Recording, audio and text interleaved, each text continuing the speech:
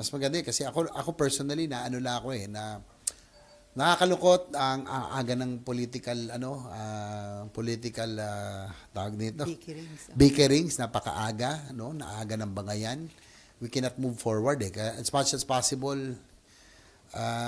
I do not want to get to dip my hands into it, no? Kasi trabaho na lang tayo, daming problema, no? Dito lang sa UAC implementation, ang dami pa nating mga dapat infrastructure na dapat natin maghabol, ang dami nating problema But and all of these political bickerings are not helping on our direction, no? Nakakagulo Ang aga, kalahati pa lang ng wala pa tayo sa half of term.